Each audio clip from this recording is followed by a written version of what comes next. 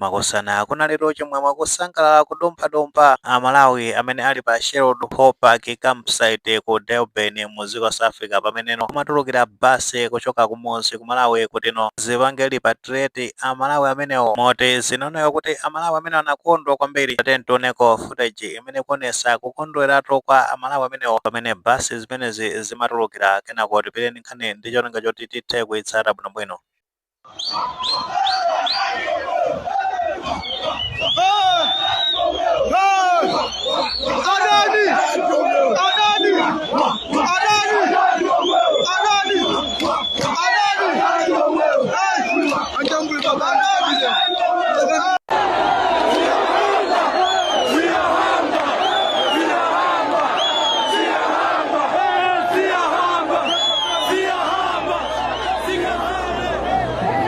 Chabwino taona pamenepo mene zakhalira Amalawi kudomphadompha kuimba nyimbo akuchita kutchula mkulukuta moyo ndi zina zotero kusangalalira kuti boma latumiza mayendedwe kuti liwapange repatriate azipita kumudzi ku Malawi. Izitu zili chomwechi posatira kuti displacement ya Malawi amenewa inabwerano apanga freeing kuchokeratu kuma intimidations komanso attacks kuchokera kwa nzika za zikumene South Africa. Nkhani zake tikuzitsata bwino zimene zikuchitika kumeneko. Nawo tikatsata bwinobwino potengera ndi namba ya basi zimene zafika pamenepa pa Sherwood campsite ndekuti zilipo 7 ndati basi zimenezo zikhala zikunyamula Malawi kumabwerera nawo kumudzi limene nkhani zake zikuyendera. Nawo tikatsata bwinobwino data imene imabwera yokhuzana ndi anthu amene ali displaced kumenekoko potengera ndi official update yochoka kuboma amanena zona kuti inali 3000 komano panopa ndekuti yapanga explode satira kuti Amalawi ochuluka kumana ndi nkhanza and then akuchoka kumene analiko kumapirano pa kampo pamenepa kuti mwina atha kupeza mwayi aboma ndekuti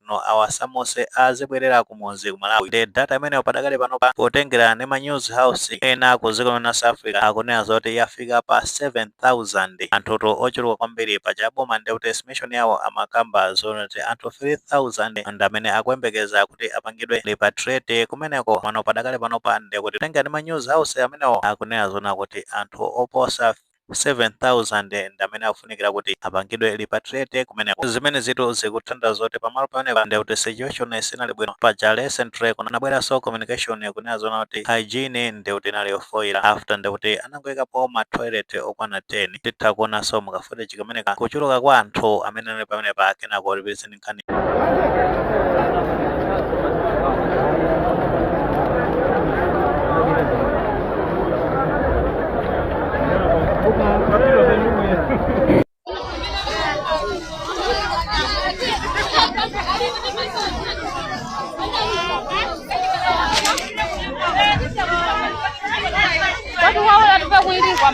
Kwende.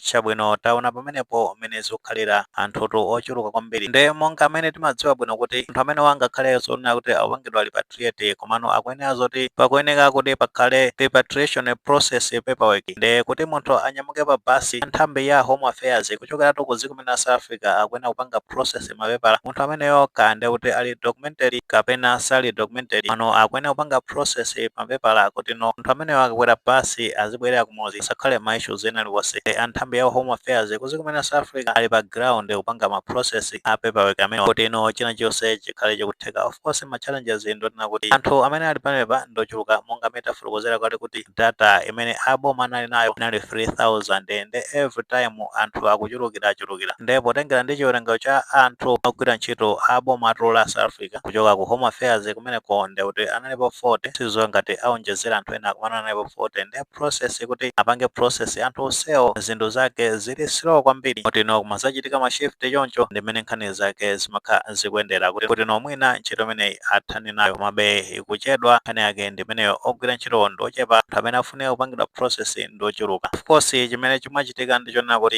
akuyambira amayi ndi ana kuti amenewo akathana nawo enawono azibambo azikhano pambuyo amene nkhani zake zikuyendera ndi condition yakumeneko ngamakanyengo mmene lili chani nangasi anthu agona pakampo pamenepa ndeni mmene kumwazizirira machita panga free izi ndeno pazifukwa zimene nchifukwa kuona kuti ana ndi amayi akhale oyambirira maso nkhani zake zikhuza ndi hygiene chani amene wanda kuti azinyamuka oyambirira. Tikatengano ndi chiwerengero cha mabasi 7 amene kuti sangathe kukwanisa kuti anyamule chinamtende cha anthu amene mwachidziwikire ndekuti kuyambirira ndi amene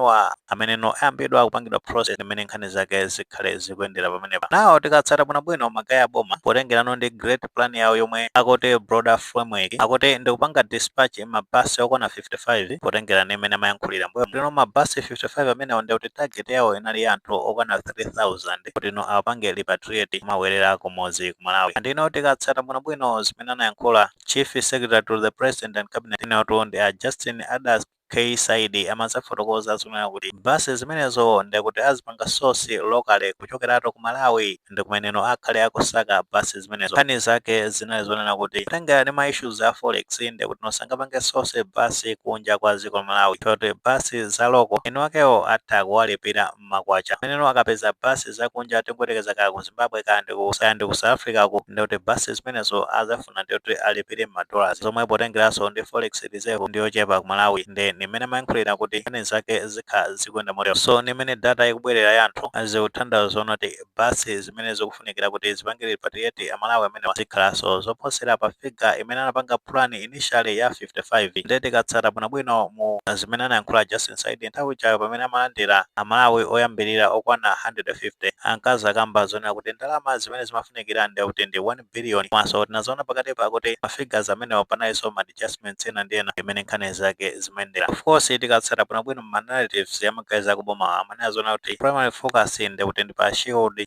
Park campsite kumene uko Durban ndi kumene kunali anthu ochuluka tingonena zoti ndi kumene kuli anthu ochuluka kusiyana ndi masite ena paja timatsatiranso bwinobwino kuti kunali gulu lina lake lijalo limene Sister Lucy Kaisi amabwera kumaza fotokoza nkhani yokhuzana ndi situation yawo kuchokera ku Gansby maso Clement paja amazakamba zoti magayi amene wande kuti anawasiya kulindera repatriation center amene amembekeza zoti aboma kandi kuti ndi government ya South Africa ikanzoti ikwasamusa anthu amene amabwerera ku dziko la Malawi. Nawo timatsata bwinobwino kuti magayi amene wa situation ikuyendera motani potengeraso ndi update imene Lucy amakhala akupereka. Titakachita check update imene apereka pa page yake takunena zoti day ago mazafotokoza zonena kuti nthawi imeneyo anali ali pa Beitbridge ndi nthawi yake ndikuti inali chamma 3 am kumene kuti chamma 3 m'bandakucha umenewo ndikuti magayi amene anali pa Beitbridge pendoto obwerera kumapita ku Malawi. So zikuthandiza zona kuti anthu amene wande kuti ananyamuka kuchoka kumene kulindera ndesiriuza zoti anali pa mndandanda wa Malawi amene amabwera pa depot paja kunaliso gulu lina lake lokwana 900 la Malawi limene limabwera pa depot leka asiriuza zoti anayika mu mndandanda umene wosiriuziwa ono amalawi amene amayembekeza zoti lero pa 13 June chaka chimene cha 2026 akhala akutulukira kumwanza kuchoka pamenepo ndikuti kumene aliyense azikaona masamu omapita kwawo kumene nkhani zake zimayendera zoti achinalusewa ali gulu limenelo kuziwa komano ngati ali gulu limenelo timaona kuti amadandaula kwambiri ndi condition ya mmene amapangira treat anthu amene amakumanato ndi torture osati amasewera papotenga ndi update imeneyo amasakamba zona kuti atafika pa Beitbridge po apeza zoti anthu kuti awalole kuti nomwena akathe kuzipanga izi afuna akataye madzi chani samalola kutsika mbasi mmenemo zoti munthu ali ndi njala kuti mwina makatha kutuluka kukagula china chake anthu amenewo amalesa even kuti afuna kukoza akuti anawikirato mapero mmene momwe mabekiri amene amagwisa ntchito ndeka ndi azibambo kandi azimayi onse amakhala kugwisa ntchito mapero amene ndi mmene condition yake inalili condition ito yosakhala bwino kuphwanyiridwa anthu maufulu ndi paja tikatsata bwinobwino a Ministry of Foreign Affairs ku Malawi anafotokozato kunena zona kuti dziko la South Africa lathandiza ndi mabasi okwana 14 kuti